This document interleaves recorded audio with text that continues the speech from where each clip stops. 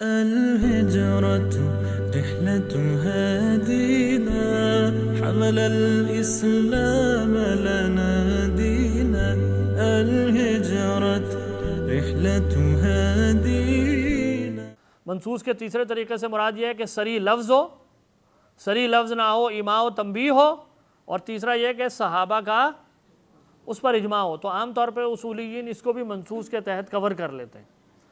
اس کی مثالیں کئی ہیں، یعنی اگر صحابہ کے درمیان کسی علت پر یہ طے ہو جائے کہ اس حکم کی یہ علت ہے تو اس کو اجماعی علت کہا جاتا ہے.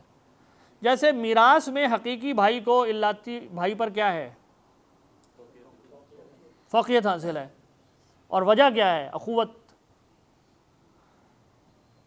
اب اجماع کی بنیاد پر اس معاملے کو نکاح کی ولایت پر پھیلایا گیا ہے کہ اگر کسی خاتون کے والد نہ ہوں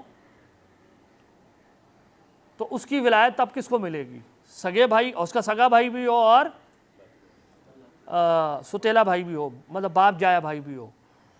تو چونکہ اب بحث یوں ہوتی ہے کہ چونکہ صحابہ، یہ بات اجماع سے ثابت ہے کہ سگے بھائی کو، صحابہ کے اجماع سے ثابت ہے کہ سگے بھائی کو میراث کے معاملے میں ستیلے بھائی پر کیا ہے؟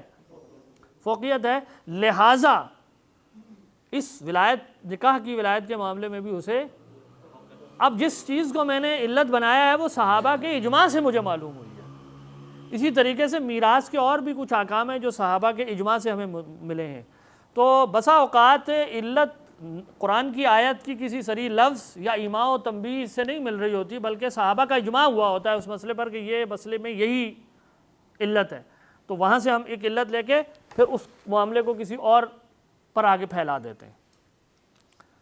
یہاں تک بات پوری ہو گئی مسالے کے علت بطور منصوص طریقے، یعنی نص میں براہ راست آ جائے کسی وصف کا ذکر. قبل اس سے کہ ہم آگے بڑھیں، اس کو آپ یوں سمجھ لیں کہ الحاق کی یہ وہ صورتیں ہیں جس کو منکرین قیاس بھی مانتے ہیں. الحاق کی یعنی قیاس کا مطلب یہی ہے نا کہ میں مسکوت عنہ کو منطوق کے ساتھ کیا کر دوں؟ اس کے تحت کر دوں. یعنی میں یہ کہہ رہا ہوتا ہوں کہ شارع نے اگرچہ کسی خاص جز کی بات کی ہے، لیکن مجھے سمجھ میں آ گیا کہ ایک اصول ہے جس کو اس نے یہاں کیا کر دیا ہے؟ لاگو کیا ہے. اور وہ اصول صرف یہیں لاگو نہیں ہو رہا بلکہ اور جگہ بھی ہو رہا ہے. یہ میرا دعویٰ ہوتا ہے. یہ اصول میں کیسے بنا رہا ہوں، بحث اس میں. تو یہ جو منصوص طریقے ہیں ان کو ابن حزم وغیرہ اور بھی جو لوگ ہیں اس کی بعض صورتوں کو وہ بھی لے لیں گے. دیکھیں، یہ بحث کرنا کہ تم ایماء و تنبیہ کے فلاں طریقے کو جائز سمجھتے ہو، ہمارے نزدیک وہ حجت نہیں ہے، یہ تو لینگویج کی بحث ہے نا ایونچولی. کیا آپ نے کہا کہ جی سیاق کلام میں اگر شارع آگے کوئی بات کرے تو یہ اس بات کی دلیل ہے کہ آگے آنے والی بات جو ہے وہ پیچھے کے ساتھ جڑی ہوئی تھی سبب اور مسبب کے ریلیشن میں.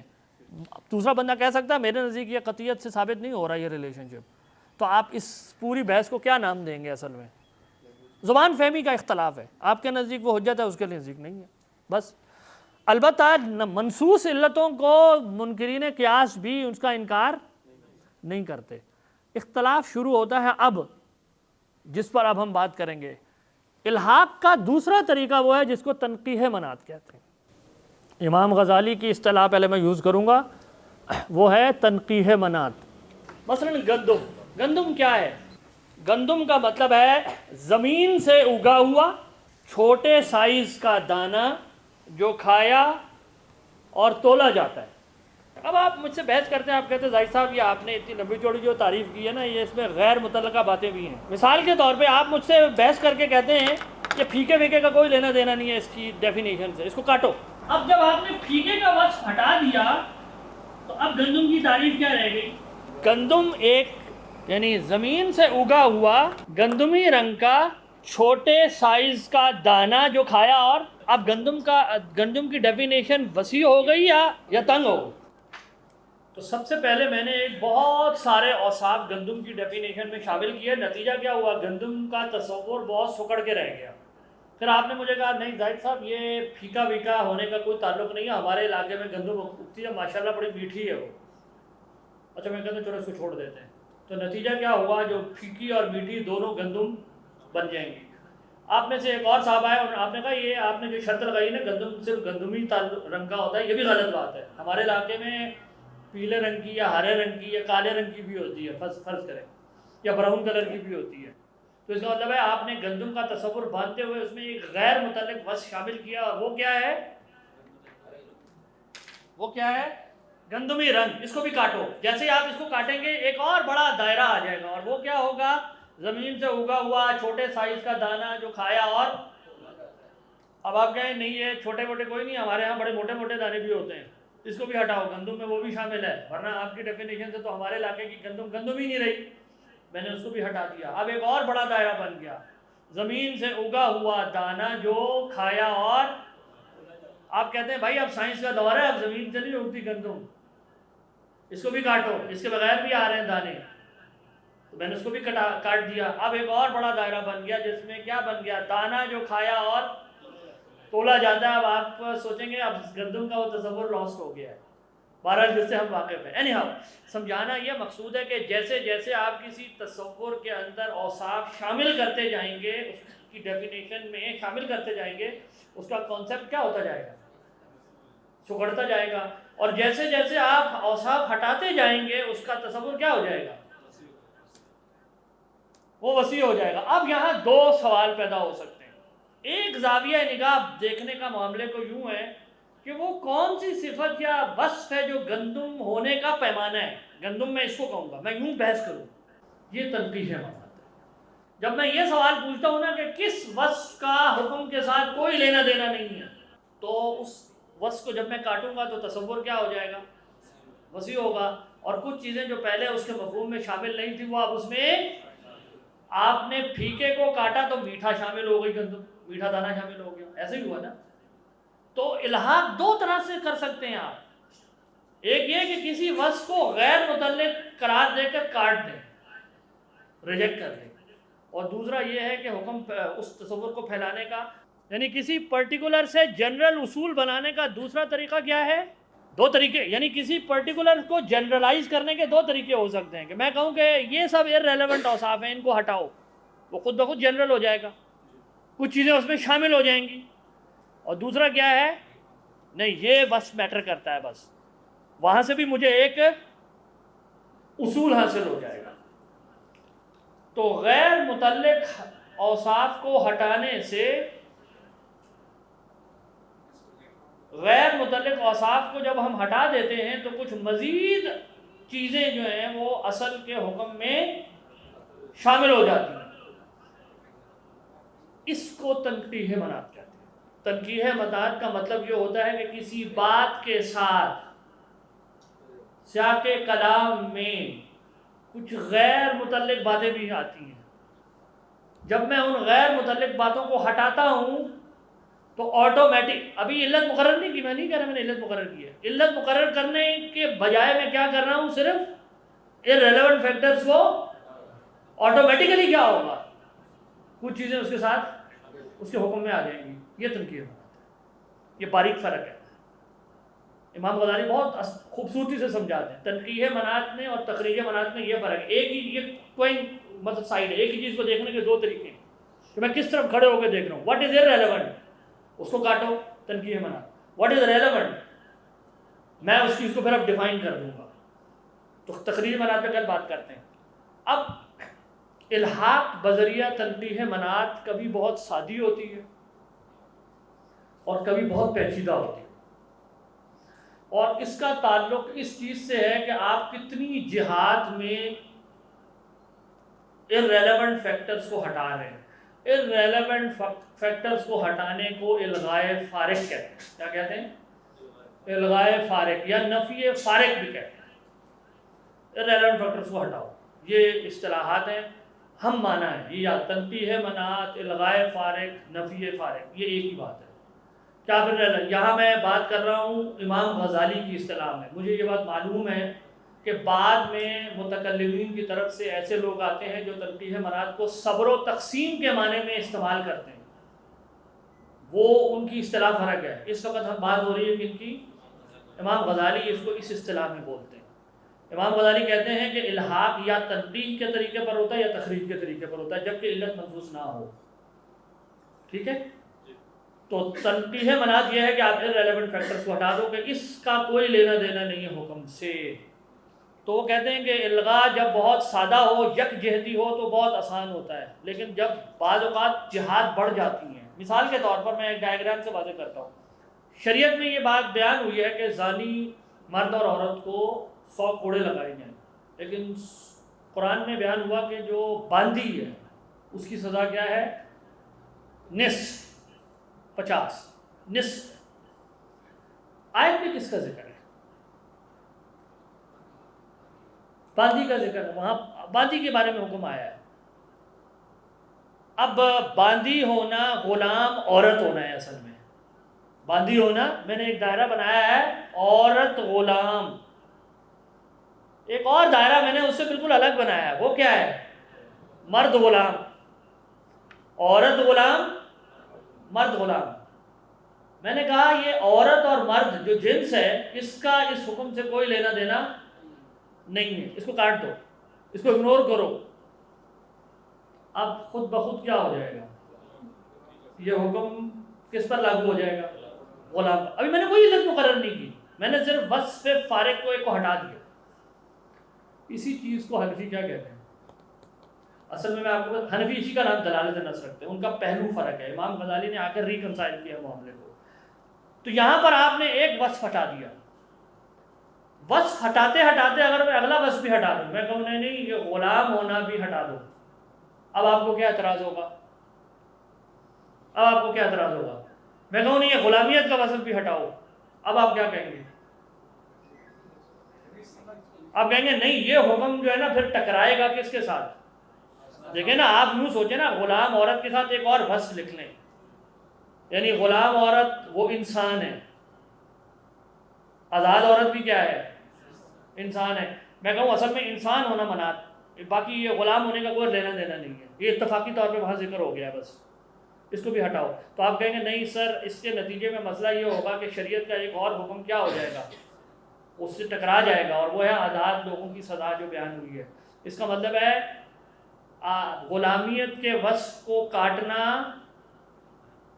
یہ جائز نہیں، کیونکہ اس سے شریعت کے احکام میں کیا ہو جائے گا؟ ٹکراؤ پیدا ہو جائے گا. تو الغاء فارغ میں مجھے لحاظ رکھنا ہوتا ہے کس چیز کا؟ کہ کیا یہ ایسا تو نہیں ہے کہ کوئی ایسا وصف جس کے اوپر شریعت نے کوئی حکم مرتب کیا ہے میں اس کو کاٹ دوں اور ایک حکم کو پھیلا دوں اور دوسری جگہ جا کے ٹکرا جائے. یہ آسان الغاء فارغ ہے. اب میں آپ کو ذرا مشکل الغاء فارغ دکھاتا ہوں، جہاں بہت سارے جہاد میں الغاء فارغ کا امکان ہوتا ہے. اب یہ دائرے کے اندر وہ واقعہ ہے اعرابی کا واقعہ. امام غزالی بڑی اس اساس القیاس میں بڑی اس کی نا تجزیہ کرتے ہیں طویل، یہ تصور سمجھانے کے لیے. اعرابی کے واقعے کے اندر کچھ حقائق ہیں. کیا؟ کہ ایک عربی شخص آپ صلی اللہ علیہ وسلم، عربی النسل شخص آپ صلی اللہ علیہ وسلم کے پاس آیا، اس نے مجامعت کی کس کے ساتھ؟ بیوی کے ساتھ. اچھا، اور صحبت کی، بیوی کے ساتھ صحبت کی، اور کب کی؟ رمضان. یہ 4 فیکٹس آپ نوٹ کر لیں، یہ اس فیکٹ میں بیان ہوگا. اب میں ایک جہت جس میں الغاء فارغ یہ کر سکتا تھا باعتبار فائل، میں کہوں کہ عربی اعرابی ہونے کی کوئی خاص حیثیت نہیں ہے، دیہاتی ہونے کی کوئی حیثیت نہیں ہے، کوئی معاملے کا ساتھ دینا دینا نہیں ہے، شہری ہو تو بھی یہی حکم ہے. پھر میں کہوں چلو وہ باہر عربی النسل، یعنی عربی تو دیہاتی تھا نا، عربی النسل تھا، ترکی والا آدمی یہ کام کرے، پھر آپ کہیں گے یہ بھی وہی حکم ہے. کیوں؟ کیونکہ آپ کہیں گے کہ مجھے شریعت کے احکام پڑھ کے یہ سمجھ میں آ گیا ہے کہ شریعت نے یہ نسل وغیرہ کا حدود کے معاملات میں کہیں اعتبار یہ اصول ہے. وہ مرد اور عورت کی جنس اس لیے کاٹی تھی کیونکہ ہم نے دیکھا کہ شریعت جب حدود کے معاملات میں احکام دیتی ہے تو جنس کا اعتبار، اس مطلب ہے کہ حدود کے معاملات میں جنس وغیرہ کا اعتبار نہیں ہوتا، لہذا اس کو کاٹنا. لیکن حریت کا شریعت نے اعتبار اس کو نہیں کاٹے، اس کو کاٹنا جائز نہیں. شریعت کے اعتبار. اب آپ دیکھیں الغاء فارغ اپنی طرف سے بیٹھ کے خود نہیں ہو رہا، اس کا ریفرنس کیا ہے؟ امام غزالی بتاتے ہیں ریفرنس کیا ہے. الغاء فارغ کی بنیاد کیا چیز بن رہی ہے اصل میں؟ شریعت کے اشارے کے بیان کیے ہوئے احکام، تو اس کے باہر نہیں جا رہا، اس کو دیکھ کے کر رہا. That is how language is function. اب دیکھیں، میں کہوں کہ وہ ایک مرد تھا، اگر خاتون یہ کام کرے، اگر میں کہوں صرف مرد ہونا ہے اس کا پہلو تھا. دیکھیں نا، اعرابی دیہاتی تھا، عربی النسل تھا، مرد تھا. اگر آپ کہیں کہ بنات مرد ہونا تھی تو عورت کے اوپر پھر یہ حکم کفارے کا، آپ کہنے نہیں یہ مرد ہونے کا بھی کوئی لینا دینا نہیں، اس کو بھی کاٹو. پھر کون اس میں شامل ہو جائے گا؟ ہر بالغ انسان. جیسے ہی آپ مرد ہونے کے وصف کو کاٹیں گے، اگلے ڈبے میں کون سارے لوگ اس حکم میں آ جائیں گے؟ آپ کہیں نہیں یہ بالغ بلوغت کا بھی کوئی لینا دینا، اس کو بھی کاٹو. تو پھر اس حکم میں کون شامل ہو جائے گا؟ بچہ بھی آ جائے گا. اب آپ کہاں جا کے رکنا چاہیں گے؟ رائٹ سائڈ پہ کہاں جا کر کس حد تک کاٹتے رہیں گے وصف کو؟ آپ کہیں گے اگر آپ انسان کا وصف کاٹیں گے، صرف وہی نہیں ہے کہ بندر بھی آ جائے گا، ہاتھی بھی آ جائے گا، سب آ جائیں گے نا. پھر تو ظاہر ہے انسان کے بعد تو بچے نہیں، یعنی ابھی میں نے جوان نہیں لگائی تھی، یعنی پھر ظاہر ہے آپ پھیلاتے جائیں. آپ کہیں یار یہ الغائے فارے کیسے فضول کر رہے ہو؟ آپ کہیں گے ہاتھی واتھی کو شامل کرنے کا کوئی مقصد ہی نہیں ہے، شریعت کا اس سے کوئی لینا دینا نہیں ہے. بس ہم بالغ انسان تک روک دیں گے جا کے. با اعتبار فعل، اب وہ با اعتبار مفعول اس طرف چلے. اعرابی جو دیہاتی ہے اس نے وہ فعل کس کے ساتھ کیا ہے؟ بیوی کے ساتھ. تو آپ کہیں گے کہ اس کی خاص بیوی وغیرہ کا کوئی لینا دینا نہیں ہے اس میں. اصل میں جائز مدخولہ جو بھی ہو وہ ہے، چاہے وہ اس کی باندھی. اب دیکھیں، جیسے ہی آپ جائز مدخولہ پہ گئے بیوی سے، کون شامل ہوئی؟ باندھی آ گئی. باندھی کے ساتھ کرو گے تو یہی حکم ہو جائے گا. آپ نے کہا نہیں اس کے ساتھ صرف جائز مدخولہ کے ساتھ نہیں ہے. کیا اگر وہ کسی ایسی خاتون سے کرے جس کے ساتھ اس کا نکاح نہیں ہوا، پھر اس پہ یہ حکم لگے گا؟ آپ کہیں گے ہاں لگے گا. جائز مدخولہ ہونا کوئی شرط نہیں ہے، اصل میں تو خاتون ہونا معاملہ تھا یہاں پر. تو اب اس کا مطلب ہے کہ زنا کے معاملے میں بھی یہی کفارہ لازم آ گیا. آپ کہیں نہیں، اگر کوئی مرد کے ساتھ یہ معاملہ کرے، اب مفعول یعنی کون ہے؟ اب یہ طے ہو رہا ہے نا، مفعول کی جہت میں الغاء ہو رہا ہے. اب آپ کہیں امام ابو حنیفہ نہیں لیتے اس قول کو، لیکن سوال یہ ہے کہ اگر کوئی یہ کہے کہ میرے نزدیک جو ہے وہ یہ بھی غیر متعلق ہے کہ عورت ہونا اور مرد ہونا اس حکم میں، تو وہ مجتہد کیا کرے گا؟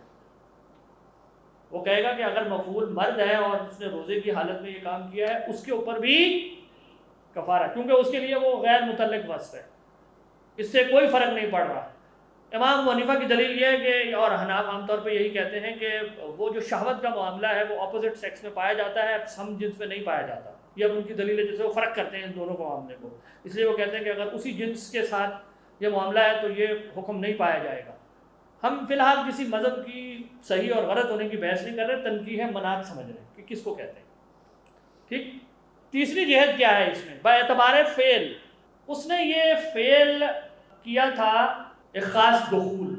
تو اب آپ یہ کہیں کہ میں نہیں، یہ ہو سکتا ہے اس سے اتفاقاً ہو گیا ہو، تو آپ کہیں گے اصل کیٹیگری ہے ارادی دخول، کہ اگر اس نے ارادے سے دخول کر لیا ہے اور بھلے سے انزال نہیں ہوا تو بھی لاگو ہو گیا. اچھا آپ کہیں نہیں صرف ارادی دخول اہم نہیں ہے، ارادی خروج منی یہ ہے اصل مناط. تو اب اس کے نتیجے میں کون سے عمل پر یہ لاگو ہو جائے گا؟ اگر کوئی خود لذتی کرتا ہے تو اس پر بھی آپ کہیں گے کفارے کا یہی حکم ہوگا. اب آپ کہیں نہیں یہ ارادی نہیں، خود ہی ہو جائے تو بھی یہی ہوگا. اب اس کا مطلب ہے کوئی سوتے میں اگر کسی کے ساتھ یہ معاملہ ہو گیا ہے، اب اس کو بھی کفارہ لگا دیں گے. آپ کہیں گے نہیں یہ نہیں ہونا چاہیے، اس کا شریعت نے فرق کیا ہے کام میں. اب آپ یہاں رک گئے. ٹھیک ہے. با اعتبار زمان بھی آپ الغائے فارغ کرتے ہیں اس معاملے میں. وہ کیسے؟ مثلا اس شخص نے روزے کی حالت میں کیا تھا. اب ایک یہ کہ میں کہوں کہ اصل میں یہ حکم رمضان کے روزے کا تو ہے، نفل کے روزے کا نہیں ہے، تو میں رمضان کے روزے کی قید لگاؤں گا، کون سی چیز نکالی ہے میں نے. لیکن دوسرا شخص کہتا ہے نہیں اس کا رمضان کے روزے سے تھوڑی کوئی لینا دینا ہے، اصل میں روزہ واجب تھا، تو ہر واجب روزہ اس میں یہ معاملہ ہوگا، اس پہ بھی یہ حکم لگ جائے گا. وہ مزید کہتا ہے نہیں واجب روزہ بھی نہیں، اصل میں وہ روزہ تھا، بس اس نے روزے کی حالت میں، چاہے آپ نفل ہو یا کچھ بھی ہو، میں نے کچھ سٹیپس یہاں چھوڑ دیے ہیں. این ممکن ہے کہ کوئی شخص یہ کہے کہ ہو سکتا ہے اس صحابی نے صبح کے ٹائم یہ کام کیا ہو سکتا ہے شام میں یہ حکم نہ ہو. آپ کہیں گے نہیں، یہ صبح شام کا کوئی لینا دینا نہیں ہے شریعت کے احکام کا، اس کو الغا کر دو. اب سمجھ میں آ رہا ہے الغاء فارغ کس کو کہتے ہیں؟ تنقیح مناعت ہے irrelevant فیکٹرز کو ہٹانے سے کچھ چیزوں کا حکم کے ساتھ خود بخود علت مقرر کیے بغیر شامل ہو جانا. تنقیح مناعت میں اگرچہ میں علت کو ریفر نہیں کر رہا ہوتا، لیکن بہرحال امپلیسٹلی علت موجود، کوئی تصور موجود ہو رہا ہوتا ہے جس کے ارد گرد الغاء فارغ ہو رہا ہوتا ہے. تو اگر یہ علت ظاہراً نہیں ہے لیکن اس کی ایک بھو پیچھے موجود ہے، ایک کرنے پڑی ہوئی ہے، کوئی تصور ہے جس کے ارد گرد میں چاہتا ہوں اس سے مزید نہ سکڑے یا اس سے زیادہ نہ پھیلے.